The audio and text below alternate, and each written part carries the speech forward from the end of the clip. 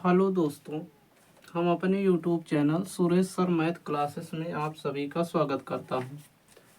हम आज आप सभी को हिंदी में वर्ड विचार पर चर्चा करेंगे।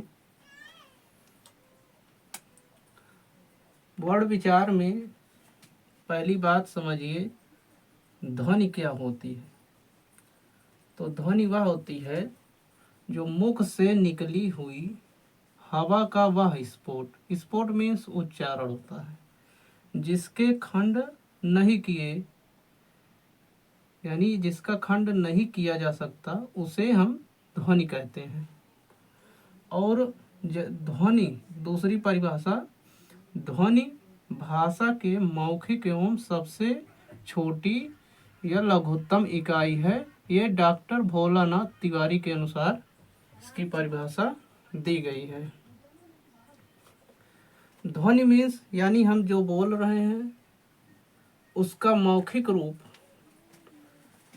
उसे ही हम ध्वनि कहते हैं। और जब उस ध्वनि को लिख दिया जाता है तो वह वर्ण बन जाता है। तो अब अगली बात आएगी किसकी, वर्ण की। तो वर्ण क्या होता है? वर्ण वह होता है ध्वनि का, यही ध्वनि जो बोल रहे हैं, ध्वनि का लिखित रूप, ध्वनि का लिखित रूप, ध्वनि का लिखित रूप वर्ण कहलाता है। वर्ण जो है ध्वनि का ही लिखित रूप है, उसे यदि लिख दिया जाता है तो वर्ण कहलाता है, वर्ण कहलाता है। आप सभी लोग शुरू से अंत तक वीडियो देखिएगा, समझ में आएगा तो कमेंट बॉक्स में बताना। अगली जो कुछ परिभाषाएं हैं, वर्ण रचना के स्तर पर, वर्ण जो है रचना के स्तर पर, रचना के स्तर पर अथवा लिखित रूप में, अथवा लिखित रूप में, अथवा लिखित रूप में, लिखित रूप में भाषा की सबसे छोटी इकाई है। भाषा की सबसे छोटी, सबसे छोटी इकाई है। तो आप सभी लोगों को समझ में आ गया होगा कि ध्वनि क्या होती है, वर्ण क्या होती है, ऐसा हम सोच रहे हैं। तो ध्वनि समझिए, मुख से निकली हुई हवा का वह स्फोट यानी उच्चारण जिसके खंड नहीं किए जा सकते, उसका खंड नहीं किया जा सकता, उसे हम ध्वनि कहते हैं। और एक दूसरी परिभाषा डॉक्टर भोलानाथ तिवारी के अनुसार, ध्वनि भाषा के मौखिक एवं सबसे छोटी लघुत्तम इकाई है। अब यदि हम ध्वनि को लिख देते हैं तो वह वर्ण बन जाता है। तो वर्ण क्या है? ध्वनि का लिखित रूप, यानी यदि उसे लिख दिया जाता है तो वो वर्ण कहलाता है। वर्ण रचना के स्तर पर अथवा लिखित रूप में भाषा की सबसे छोटी इकाई है। अब हम अगला देखेंगे, अक्षर क्या होता है। तो अगली हेडिंग है अक्षर। अक्षर, तो अक्षर क्या होता है? वह ध्वनि, वह ध्वनि, वह ध्वनि या ध्वनि समूह, या ध्वनि समूह, ध्वनि समूह जिसका उच्चारण श्वास के, जिसका उच्चारण, जिसका उच्चारण, जो भी गलतियां हो क्षमा करिएगा। उच्चारण, जिसका उच्चारण श्वास के एक झटके में, जिसका उच्चारण श्वास के एक झटके, एक झटके, श्वास के एक झटके, श्वास के एक झटके में हो जाता है, में हो जाता है, में हो जाता है, उसे हम क्या कहते हैं? अक्षर कहते हैं। तो आप सभी लोगों को परिभाषा समझ हमें आएगी होगी कि अक्षर क्या होता है। वह ध्वनि या ध्वनि समूह, जो ध्वनि होती है उसको समूह जिसका उच्चारण श्वास के एक झटके में हो जाता है, उसे अक्षर कहते हैं। जैसे उदाहरण समझिए, जैसे जैसे जैसे जी, जैसे जी कहें, क्या एक ही झटके में इसका उच्चारण हो जाता है। या कोई कह रहा है आम, आम, राम, ये सभी अन्य उदाहरण हैं।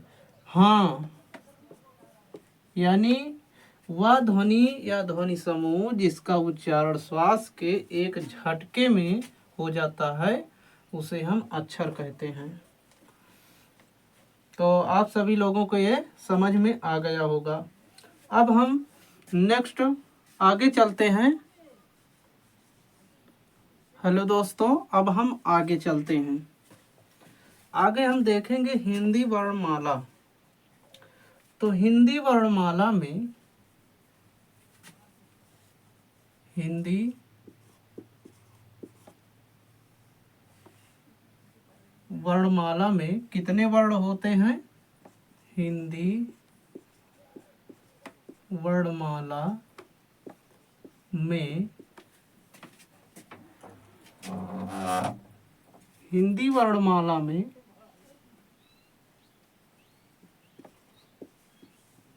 आप सभी लोग देखते रहिएगा। हिंदी वर्णमाला में कितने वर्ण होते हैं? निम्न लिखित हैं। हिंदी वर्णमाला में निम्नलिखित कितने वर्ण होते हैं? 53 वर्ण हैं। 53 वर्ण हैं। अब आगे देखिए, 53 वर्ण हैं। एक वर्ण अभी 53वां जो है जोड़ा गया है हिंदी निदेशालय द्वारा। तो अब देखिए शुरू से कितने वर्ण हैं। 53 को देखिए कितने कितने कौन कौन से हैं। तो पहला है, पहले 11 स्वर हैं। आ, बड़ा आ, ई,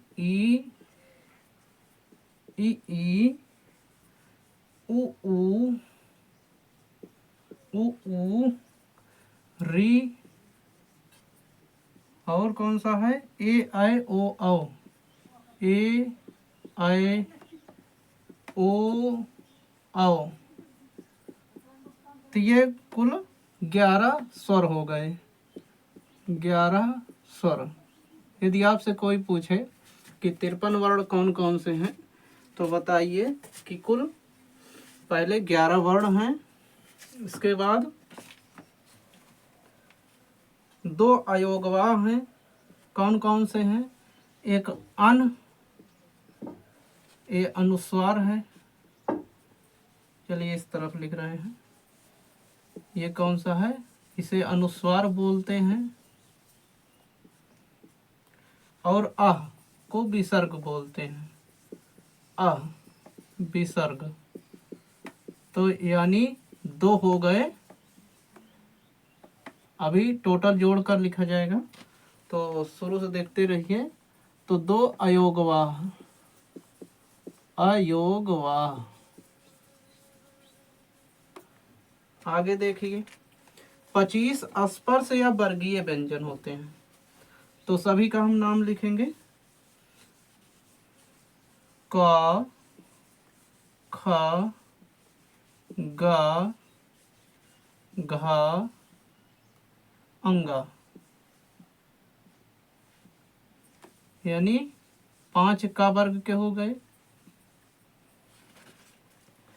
फिर हो गए चा वर्ग के, पूरा ही हम लिख रहे हैं, जिस तरह विस्तार से समझिए सभी।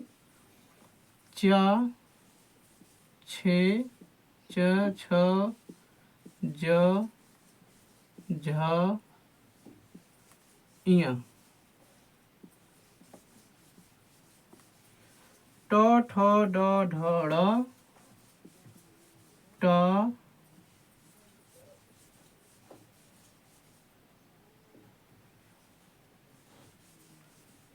ठ, ड,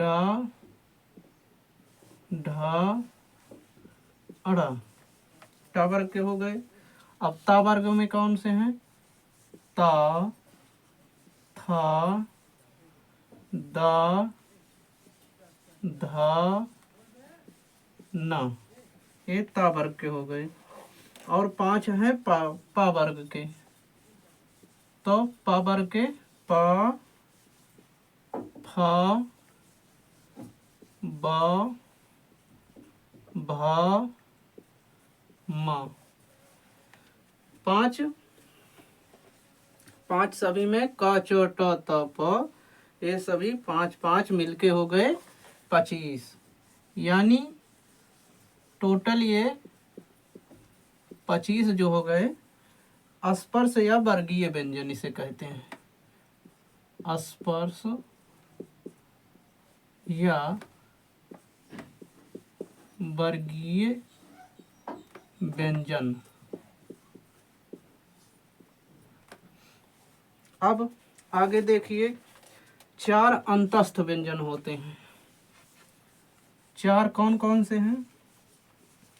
य, र, ल, व, 4 ये हो गए अंतस्थ व्यंजन। अंतस्थ व्यंजन। सभी लोग लास्ट तक वीडियो में बने रहिए। एक विस्तार से वर्णमाला वर्ण विचार पर हम चर्चा करेंगे। अगला है सा, ख, स, ह। ये कौन कौन से हैं? ऊष्म या संघर्षी व्यंजन इसे बोलते हैं।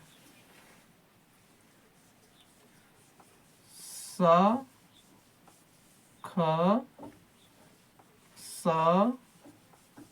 ह। इन्हें हम, इनका नाम क्या है? ऊष्म या संघर्षी। इनकी संख्या कितनी है? 4 है। और यहाँ से मोस्ट इम्पोर्टेंट, हर परीक्षा में 2 से 4 क्वेश्चन तक बनता है प्रश्न। ऊष्म या संघर्षी व्यंजन।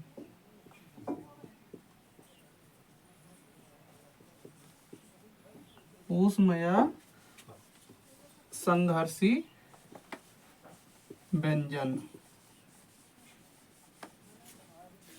अब हम आगे देखेंगे कितने संयुक्ताक्षर हैं।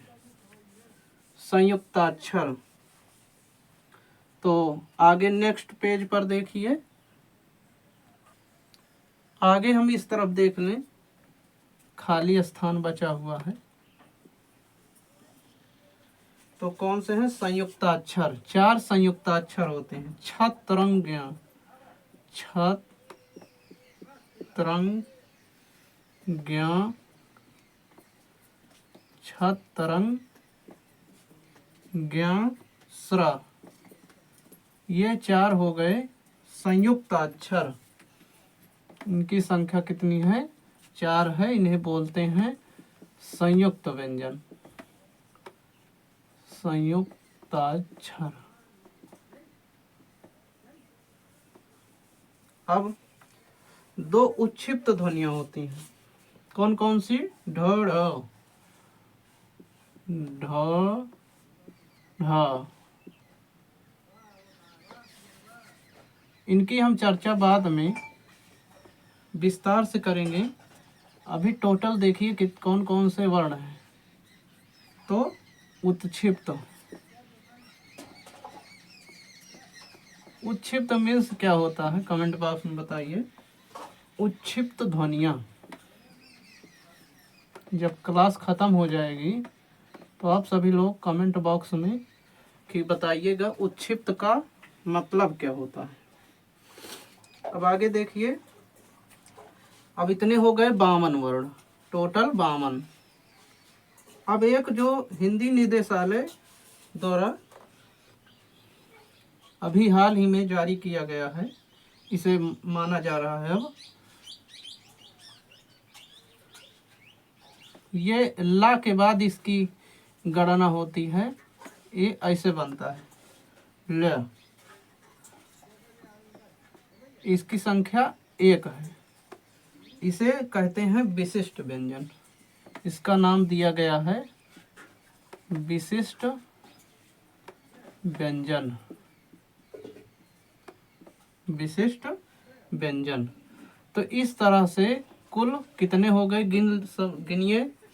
11 2 13, 13 25, 4 4 4 और 3 12, 2 1 3, यानी की संख्या टोटल हो गई 50 और 3 53। तो कुल हो गए 53 वर्ण।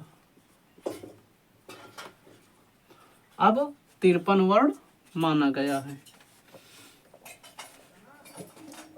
आगे देखिए नेक्स्ट पेज पर।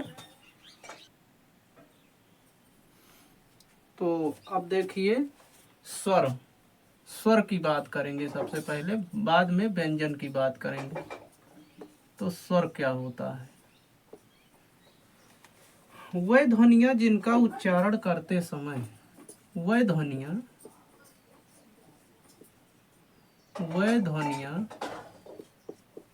जिनका उच्चारण करते समय, जिनका उच्चारण करते समय, उच्चारण करते समय, वह ध्वनियाँ जिनका उच्चारण करते समय, उच्चारण करते समय हवा बिना किसी बाधा के, हवा बिना किसी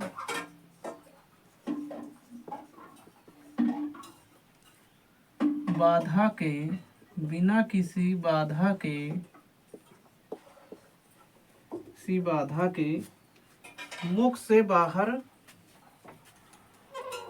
बिना किसी बाधा के मुख से बाहर,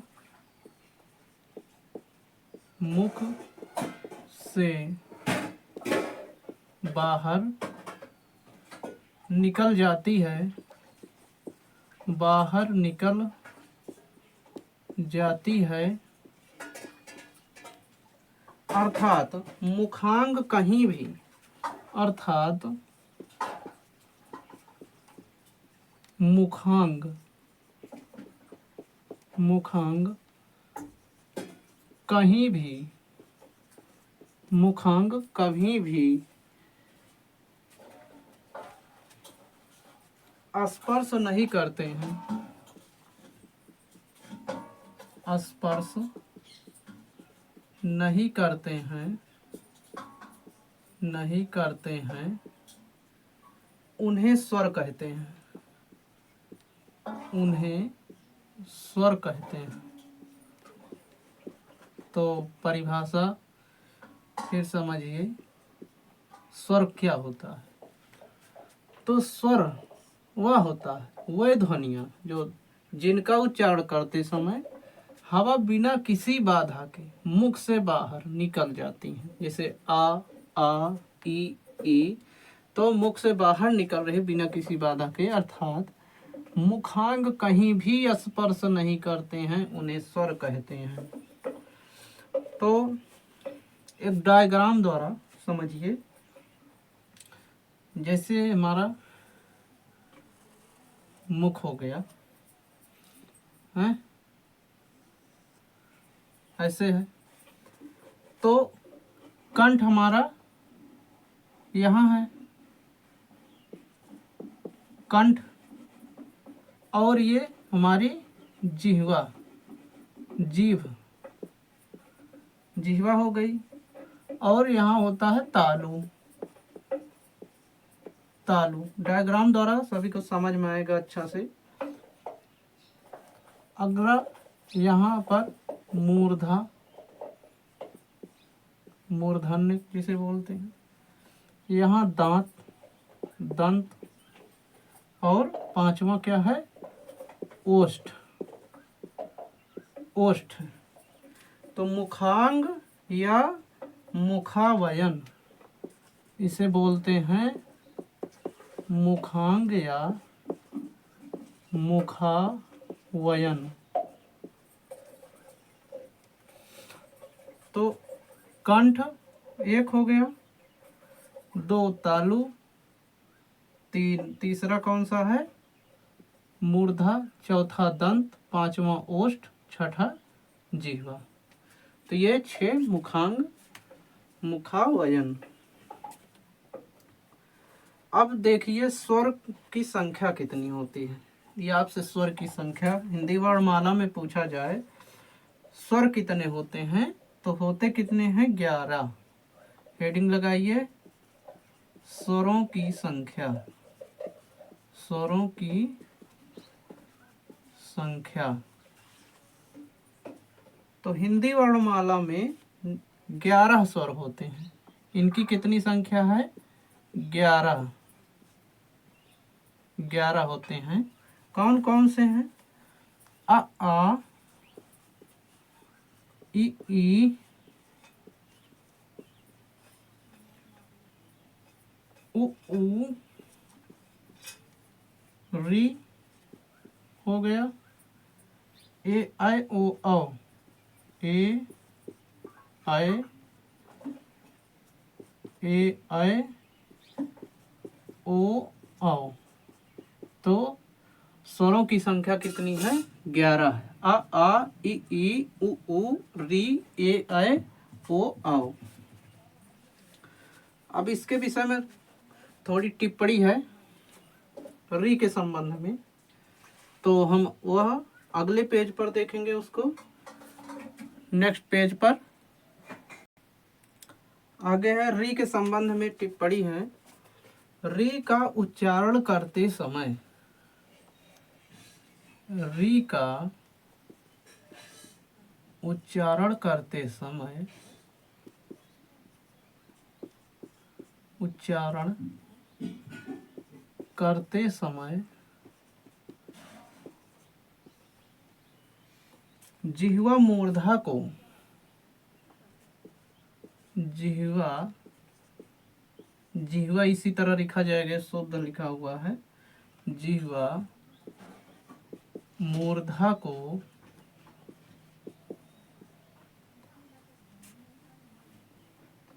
स्पर्श करती है, मूर्धा को स्पर्श करती है।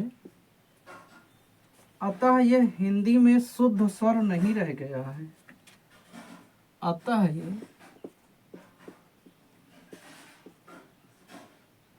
हिंदी में, अतः यह हिंदी में शुद्ध स्वर नहीं रह गया है, शुद्ध स्वर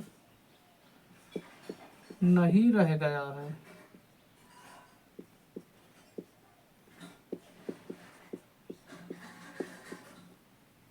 नहीं रह गया है, इसलिए हिंदी में शुद्ध स्वरों की संख्या 10 है। यदि आपसे शुद्ध स्वर पूछा जाए तो उसकी संख्या 10 है। इसलिए हिंदी में यदि शुद्ध स्वरों की संख्या पूछी जाए, इसलिए हिंदी में शुद्ध स्वरों की संख्या, शुद्ध स्वरों की संख्या पूछा जाए तो उनकी संख्या कितनी है, 10 है। तो री के संबंध में यह है, उच्चारण करते समय जीवा मूर्धा को स्पर्श करती है, अतः यह हिंदी में शुद्ध स्वर नहीं रह गया है।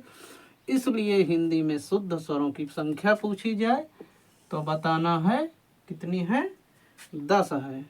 तो ऐसी ही वीडियो आगे भी आएगी। नेक्स्ट वीडियो का इंतज़ार करिए। धन्यवाद।